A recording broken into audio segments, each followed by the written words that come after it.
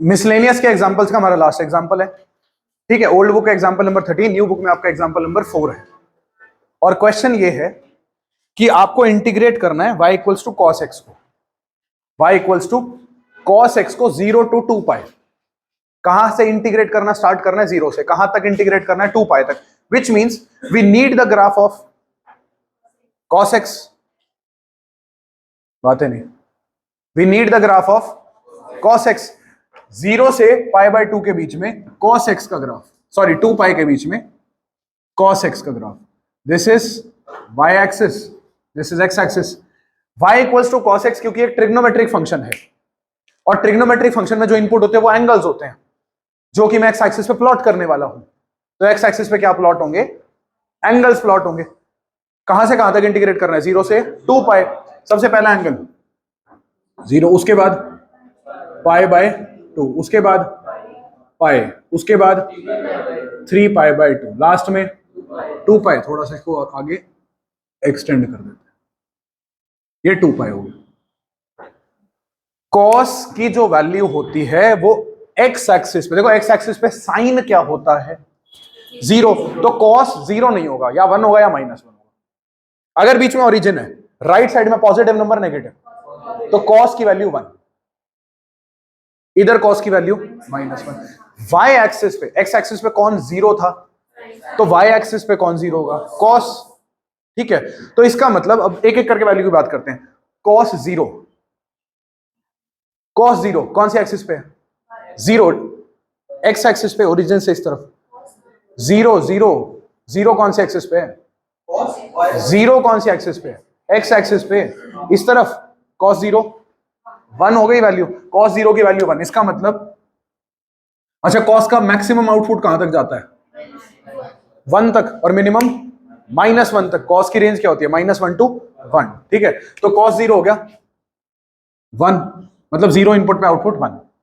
Pi by 2, pi by 2 कौन सी axis पे होता है एंगल? y एक्सिस पे। cos क्या होगा? 0, cos पाई बाय 2 0। इस पॉइंट के कोऑर्डिनेट्स क्या है? इस पॉइंट के कोऑर्डिनेट्स पाई बाय 2 कॉमा 0। क्यों? x एक्सिस पे, तो y कोऑर्डिनेट क्या होगा? 0। cos पाई, पाई किस तरफ है? अपवर्ड, डाउनवर्ड, राइट और लेफ्ट? लेफ्ट। cos पाई -1, मतलब अगर x की वैल्यू में पाई ले रहा हूं तो cos x क्या होगा? -1। ये आ गया। cos 3 pi by 2, 3 pi by 2 कहां है? डाउनवर्ड्स। cos की वैल्यू 0 हो गई, 3 पाई बाय 2 पे 0 हो गया। हाँ, उसके बाद क्या था? cos 2 पाई, 2 पाई कौन सी एक्सिस पे? अगेन x एक्सिस पे। cos 2 पाई क्या होगा? 1 होगा, तो इसकी वैल्यू हो गई यहां पे 1। तो अगर मैं ग्राफ को प्लॉट करूं, इनके बीच में क्या होगा? फ्री हैंड से स्मूथली कर्व मूव करेगा हमारा, ऐसा बनेगा।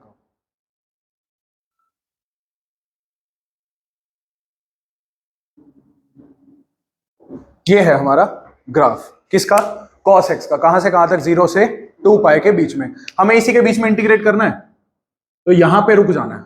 कौन कौन सा एरिया है समझना ध्यान से, कौन कौन सा एरिया निकालना है। देखो, ये एरिया निकालना है,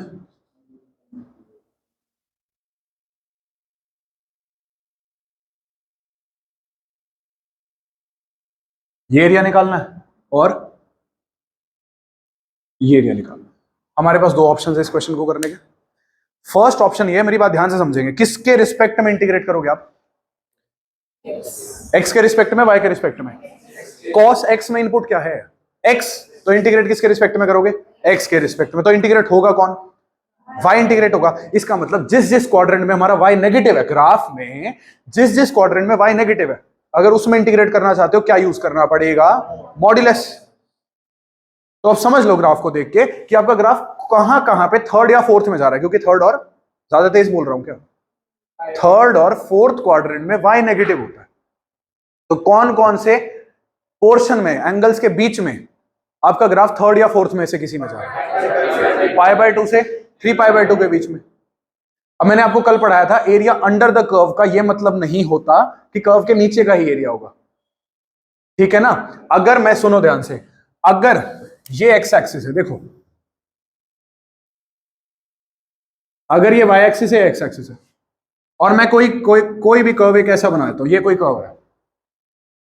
अगर मैं इस कर्व को, समझना, इस पोर्शन में इंटीग्रेट करूंगा, इस पोर्शन में, ठीक है। तो मतलब क्या होगा, और इस पोर्शन में इंटीग्रेट करूंगा तो मतलब क्या होगा। पहले यहां से यहां की बात करते हैं। अगर मैं यहां से यहां देखूं तो हमारा ग्राफ एक्स एक्सिस के ऊपर है या नीचे है? ग्राफ एक्स एक्सिस के ऊपर है और एक्स एक्सिस नीचे है, तो आएगा एरिया अंडर द कर्व। अगर मैं यहां से यहां के लिए इंटीग्रेट करूंगा ना, वाई डी एक्स करूंगा, मान लो ये वैल्यू है बेटे बी, ये वैल्यू है सी, मैं इंटीग्रेट बी से सी कर रहा हूं, तो पता है कौन सा एरिया आएगा? इस पोर्शन में ना देखो, ये एक्स एक्सिस है, ये नहीं हिल रही अपनी जगह से, ग्राफ कभी इसके एक्स एक्सिस के ऊपर है, कभी नीचे। जिस केस में हमारा ग्राफ एक्स एक्सिस के ऊपर है, एक्स एक्सिस के, बोलो एक्स एक्सिस के, उस टाइम पे area under the curve, curve के नीचे, क्योंकि ना जो भी एरिया आएगा ना इंटीग्रेट करके, वो चार दिशाओं से, किस किस से घिरा हुआ होगा? चार डायरेक्शन से। एक ऊपर कर्व होगा तो नीचे एक्स एक्सिस होगी, और साइड्स में बाउंड्रीज होंगी जो हम लिमिट्स लगाते हैं, ठीक है। अगर कर्व, ये एक्स एक्सिस है, कर्व कभी नीचे हुआ तो कर्व के ऊपर का और एक्स एक्सिस के नीचे का एरिया हो जाएगा, उल्टा हो जाएगा। अब यहां देखो, यहां पे क्या है? कर्व ऊपर है, एक्स एक्सिस नीचे, तो कौन सा एरिया आएगा भाई? ये वाला, ठीक है। But in this scenario curve कहां है? एक्स एक्सिस कहां है? ऊपर। एरिया अंडर द कर्व का मतलब ये मत समझना भैया ये कर्व है इसके नीचे का ये एरिया, नहीं, ये नहीं, ये तो एंक्लोज कर ही नहीं पा रही एक्स एक्सिस। वो एरिया जो एक तरफ से अगर एक्स एक्सिस कवर कर रही है, दूसरी तरफ से कर्व कवर करे उसको, अगर एरिया अंडर कर्व लेते हो, इस कर्व के नीचे का एरिया रोक नहीं पाएगा उसे। तो कौन सा एरिया आएगा? Area above the curve. क्या आएगा? Under x axis. तो कुल मिला के तुमने ये समझना है, चार तरीके से वो ऑक्यूपाइड होगा। साइड से हमारी लिमिट्स ऑक्यूपाई करेंगी, ऊपर से अगर कर्व अगर एक्स एक्सिस के ऊपर है तो ऊपर से एक्स एक्सिस होगी, नीचे से उसको, सॉरी, कर्व अगर एक्स एक्सिस के ऊपर है, ऊपर से कर्व और नीचे से एक्स एक्सिस।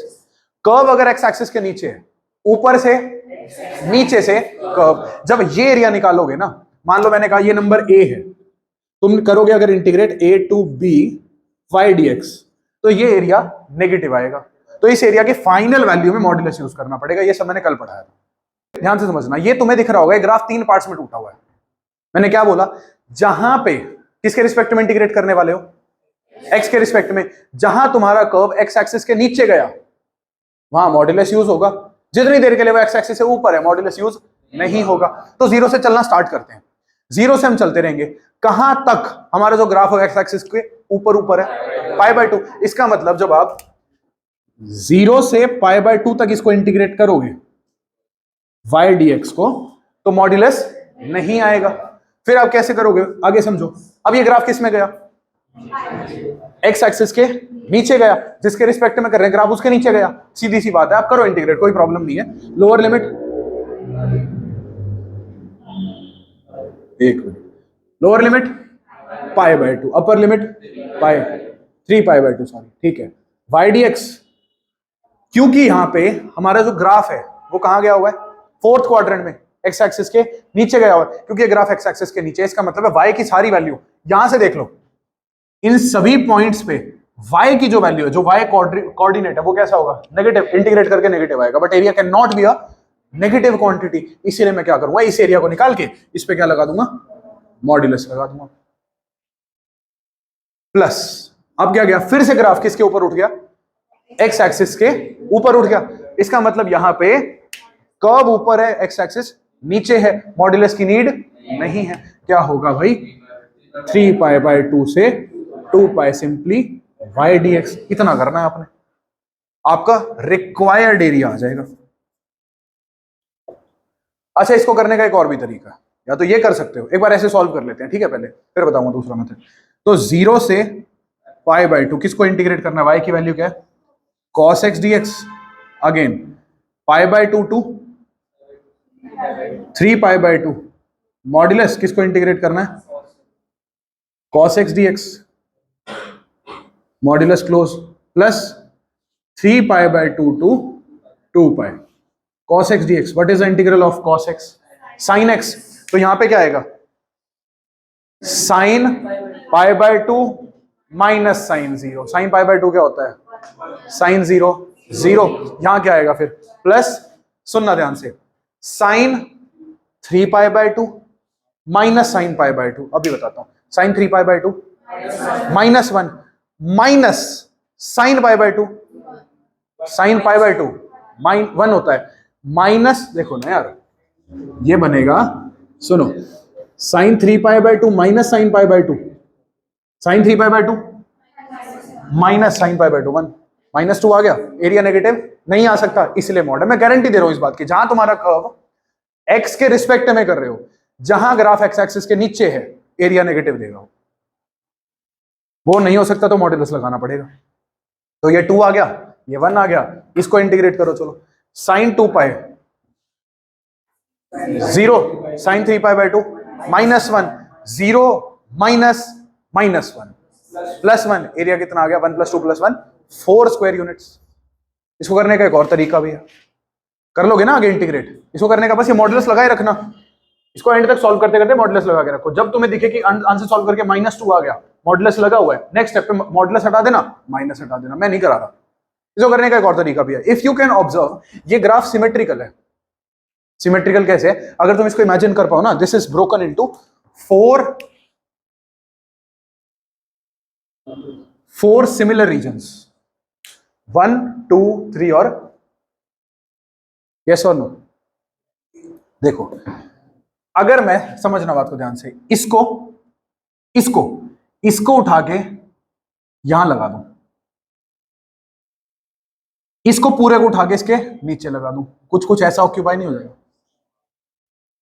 समझ गए मेरी बात को? चारों के चारों कैसे रीजन है? सिमेट्रिक, बिल्कुल सिमिलर है। एक का एरिया निकाल के 4 से मल्टीप्लाई करके दिखाऊं, वही आंसर आएगा। देखो, तो आप क्या करो, 0 से π/2, देखो समझो मेरी बात को, अगर मैं ये अप्रोच रखता हूं तो मैंने 0 से π/2 फर्स्ट रीजन माना है, जिसमें कितना गैप है 0 से π/2, 90 डिग्रीज का। नेक्स्ट में π/2 से 3π/2 180 डिग्रीज का, और उससे नेक्स्ट में फिर 90 डिग्रीज का। अगर मैं 4 से मल्टीप्लाई करता हूं तो मैं क्या मान के चलूंगा, चारों के चारों में कितना गैप है, 90 डिग्री का। कैसे ब्रेक करूंगा, 0 से π/2, फिर π/2 से पाई से 3π/2, 3π/2 से 2π, सबका अलग निकालने वाला नहीं हो। क्या करूंगा भाई, रिक्वायर्ड एरिया, आपका आंसर 4 आना चाहिए ना, required area is equal to 4 integral 0 से π/2 cos x dx, सुनते जाओ, cos का integral sine π/2 1 minus sine 0 0 1 minus 0 1 4 × 1, खत्म हो गई बात। जैसे तुम्हें अच्छा लगे वैसे कर सकते। इसी के साथ मिसलेनियस के एग्जांपल्स कवर हो चुके हैं। अब मिसलेनियस एक्सरसाइज मुझे नहीं पता नई बुक में क्या है, मैं ओल्ड बुक के अकॉर्डिंग बता रहा हूं, क्या हटाना है और क्या रखना है। आपने 1 to 5 में सेकंड नहीं करना, 6 to 10 कोई नहीं करना, 11th करना है, ठीक है। मतलब हमने करने कौन से, 1 3 4 5 और 11, ठीक है। उसके बाद 12 13 14 15 नहीं करने, और 16 17 करने बस। तो दोबारा बताऊं, 1 3 4 5 11 16 17, बस ये क्वेश्चंस करने हैं। Miscellaneous exercise question number 1, miscellaneous exercise question number 1, ध्यान से पढ़ो। Find the area under the given curves and given lines. अब एरिया अंडर द कर्व के लड़ने मत लग जाना, ठीक है। फर्स्ट पार्ट क्या है, y equals to x square, x equals to 1, x equals to 2, x axis. इसने ने ये बता दिया जो रीजन है वो कौन कौन कवर कर रहा होगा, कौन कौन कवर कर रहा होगा। एक तरफ से हमारा कर्व, एक तरफ से x एक्सिस, दूसरी तरफ से थर्ड साइड से एक लाइन x इक्वल्स टू 2 और x equals to 1, y equals to x square. बताना ये क्या है, अपवर्ड पैराबोला है ना, x का स्क्वायर है, y की पावर 1 है। फर्स्ट क्लास में समझाया था, जिसकी पावर 1 होगी, अगर a की पावर 2 a की पावर 1 है, जिसकी पावर 1 है वो एक्सिस ऑफ पैराबोला होती है, उसकी तरफ पैराबोला का मुंह खुला हुआ होता है। इसका मतलब y एक्सिस पे मुंह खुला होगा, दोनों तरफ पॉजिटिव है तो इसका मतलब पॉजिटिव y की तरफ, ऐसे हमारा पैराबोला। तो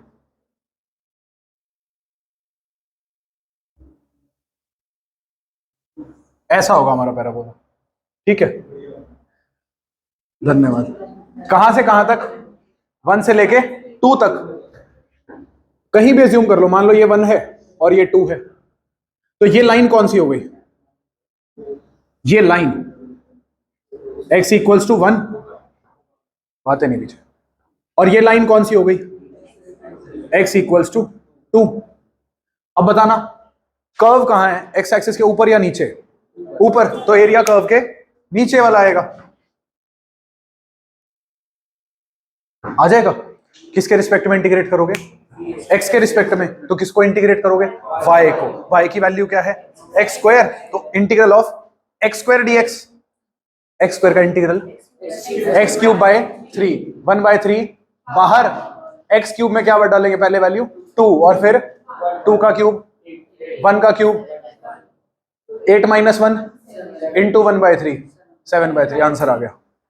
y equals to x to the power 4। इस इक्वेशन में x1 डालो, y क्या आएगा? x2 डालो तो y, x3 डालो तो y 9, मतलब 1 1 2 4 3 9। यहां पे माइनस डाले तो x की वैल्यू -1 का स्क्वायर, -2 का होल स्क्वायर, -3 का होल स्क्वायर, तो y तो पॉजिटिव रहेंगे, इधर बढ़ेंगे। तो ये है। वहां क्या हो रहा है, x की पावर 4 को है समझो x स्क्वायर का स्क्वायर। इसका मतलब अगर इसमें आपने 1 डाला, आउटपुट क्या मिलेगा? देखो 0 डाला तो 0। ये मैं तुम्हें बता रहा हूं, कई बार ऐसे ना अटपटे कर्व्स आ जाते हैं जो किसी कैटेगरी में लाई नहीं करते, ना इलिप्स होता, ना सर्कल होता, ना पैराबोला होता, ना स्ट्रेट लाइन होती, नहीं समझ में आता। उसका ना ग्राफ प्लॉट करना पड़ता है। कैसे प्लॉट करेंगे एक बार देखो। इसमें 0 डालेंगे क्या मिलेगा? 0। 1 डालेंगे क्या मिलेगा? अच्छा 2 डालेंगे क्या मिलेगा? 16। 3 डालेंगे तो 81। ठीक है, कोई बात नहीं, थोड़ा इधर उधर हो जाता है। 3 डालेंगे तो 81। एक्स स्क्वायर में क्या हो रहा था? 2 डालने पे 4, देखो उसमें 0 डालने पे 0 आ रहा था, 1 डालने पे 1, 2 डालने पे थोड़ी ग्रोथ, यहां 2 डालने पे सीधा, ठीक है ना, और 3 डालने पे 81, वहां का आ रहा था 3 डालने पे 9। इस पैराबोलिक ग्रोथ ऐसे है, इसकी ग्रोथ बिल्कुल सीधी होगी ऐसे। अच्छा -1 डाले तो 1, -2 डाले तो, -3 डाले तो इसका जो ग्राफ होगा ना, वो ग्राफ ज्यादा ऐसे होगा, थोड़ा नैरो ग्राफ होगा इसका, बस इतना ही है। ठीक है, इनपुट थोड़ा बढ़ाने पे हाइट बहुत ज्यादा बढ़ रही है। इनपुट अगर मैं 3 कदम भी बढ़ा रहा हूं, देखो 0 से 1 2 3 लेके आया, आउटपुट 81 यूनिट जंप मार गया।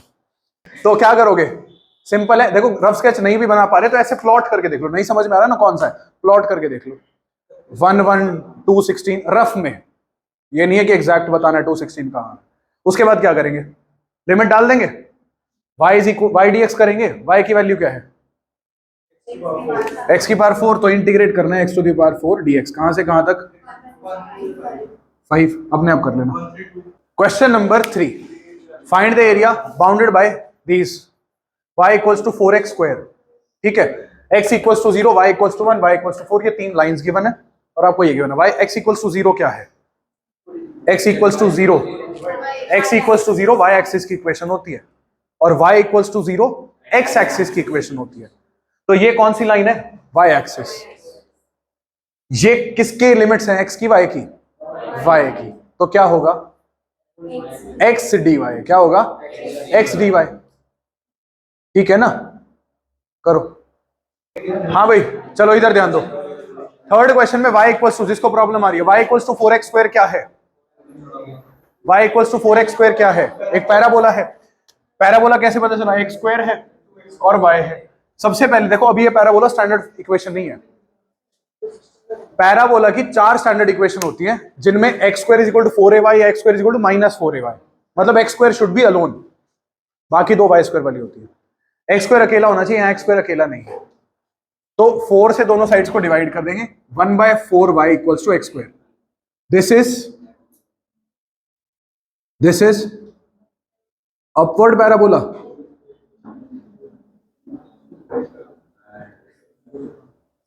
x axis, y axis, upward parabola हो गया। x इक्वल्स, अब मेरी बात समझो ध्यान से, कुछ बच्चे कह रहे हैं भैया x इक्वल्स टू 0, ये x एक्सिस पे क्यों नहीं लिया आपने? एक्स एक्सिस के रिस्पेक्ट में क्यों नहीं इसको इंटीग्रेट कर रहे एक्स के रिस्पेक्ट में? मैंने कहा कोई भी जो शेडेड रीजन होता है वो 4 जगह से एनक्लोज होता है, जिसमें से एक आपका कर्व होता है, एक आपकी एक्स एक्सिस या वाई एक्सिस होती है, और फिर 2 लिमिट्स होती हैं। अगर तुम इसको एक्स के रिस्पेक्ट में करोगे, सिर्फ एक लिमिट दे रखी है एक्स की 0, एक्स की सिर्फ एक लिमिट गिवन है 0, तो 0 से कहां तक नहीं बता सकते।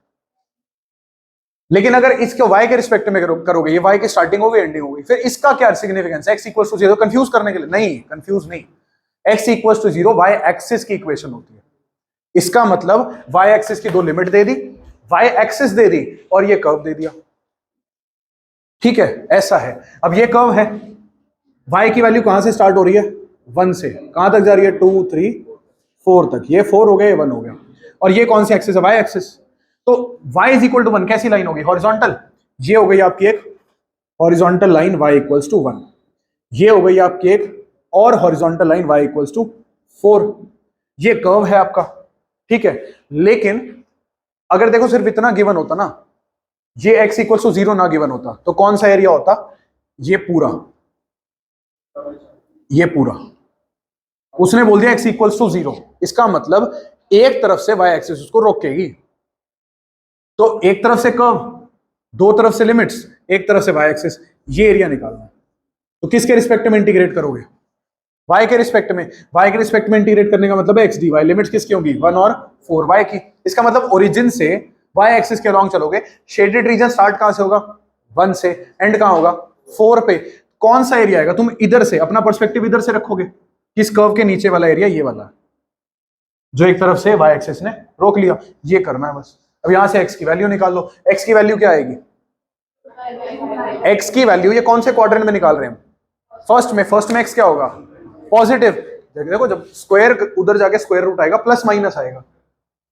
लेकिन x की वैल्यू क्योंकि फर्स्ट क्वाड्रेंट में सिर्फ पॉजिटिव होती है, तो यहां से जो x की वैल्यू निकलेगी that will be equal to root y by 2, minus नहीं आएगा। ये वैल्यू हटाली, इंटीग्रेट करनी है, आंसर 7/3 स्क्वायर यूनिट्स आ जाएगा।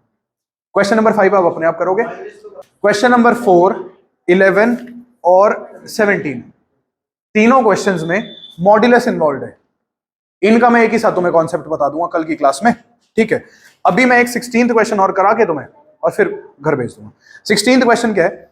y equals to x cube, x axis, और x equals to -2, x equals to 1, ठीक है ना। Question number 16, y equals to x cube, x axis, x equals to -2 and x equals to 1। क्या मैंने जितने भी तुम्हें कर्व कराए थे, standard curve, circle, parabola, ellipse, hyperbola, hyperbola नहीं कराया था, स्ट्रेट लाइन, किसी से भी मैच कर रहा है y इक्वल्स टू x की? नहीं कर रहा। ऐसे कर्व्स जो किसी कैरेक्टरिस्टिक कर्व के साथ मैच नहीं कर रहे होते, इनका हमें rough sketch hit and trial method से बनाना पड़ता है। कैसे? वही x की वैल्यू डालो, कुछ y मिलेगा, उसको ग्राफ पे बना दो। तो समझो बात को ध्यान से। 0 अगर मैं x की वैल्यू डालूं, x की वैल्यू 0, y की वैल्यू, x की वैल्यू 1, 1 का क्यूब, y की वैल्यू 1, इसका मतलब ये पॉइंट भी आएगा इस पे। अच्छा, x की वैल्यू 2 तो y की वैल्यू 8, कहीं ना कहीं आगे जाके बड़ी वैल्यू आएगी। अच्छा, x की वैल्यू -1 तो y की वैल्यू 1, -1 का होल क्यूब, -1 पे होल क्यूब करना है। x की वैल्यू -1, y की वैल्यू भी, ये देखो x -1 y -1, x की वैल्यू -2, y -8, कुछ ऐसा होगा। फिर 3 पे 27, -3 पे -27। तो ये कर्व ऐसा बनेगा, देखना ऐसे चलेगा, और ये यहां से ऐसे है। ये होता है एक्स क्यूब का ग्राफ, ठीक है। ये ऐसे और इधर ऐसे है, ये एक्स क्यूब का ग्राफ है, ठीक है। हमें इसको इंटीग्रेट करना है कहां से कहां तक? -2 से किसके रिस्पेक्ट में? एक्स के रिस्पेक्ट में। तो अगर मैं रिक्वायर्ड एरिया लिखना स्टार्ट करूं, हाँ भाई शेड कर ले। ये -2 है एक्स की वैल्यू, तो x इक्वल टू -2, ये लाइन बनेगी कुछ, और x इज इक्वल टू 2, 1 बनानी है, सॉरी, x इक्वल्स टू 1, ये लाइन बनेगी। हमें वो एरिया निकालना है जो इन लाइंस के बीच में एंक्लोज्ड हो और कर्व और एक्स एक्सिस के बीच में एंक्लोज्ड हो। तो कौन सा एरिया आएगा? ये वाला सारा एरिया, ये थोड़ा यहां तक जाएगा, ठीक है ना, और ये वाला एरिया, हाँ भाई, required area is equal to, बताना किसके रिस्पेक्ट में इंटीग्रेट करना है हमने? एक्स के रिस्पेक्ट में। तो किसको इंटीग्रेट करेंगे, या ऐसे समझ लो, छोड़ो, दोनों तरीके ठीक है। जिसके रिस्पेक्ट में इंटीग्रेट करना है, अगर उस एक्सिस से नीचे ग्राफ है तो मॉडुलस आएगा। तो कहां पे? एक्स एक्सिस से नीचे इसमें है ना ग्राफ, नेगेटिव में, तो यहां पे मॉडुलस आएगा। किस वैल्यू के लिए? x इज इक्वल टू -2 है ये, और x इक्वल्स टू 1 है, और ये क्या है? x equals to 0। तो -2 से 0 में x की वो वैल्यूज हैं जहां पे ग्राफ नेगेटिव में, तो क्या होगा? बोलो, मॉड्यूलस -2 से 0 y dx, y की वैल्यू बाद में x क्यूब, आगे मॉड्यूलस क्लोज 0 से 1, y की वैल्यू x क्यूब डालना, क्वेश्चन सॉल्व करना होगा। बहुत बढ़िया, खत्म बात, ठीक है।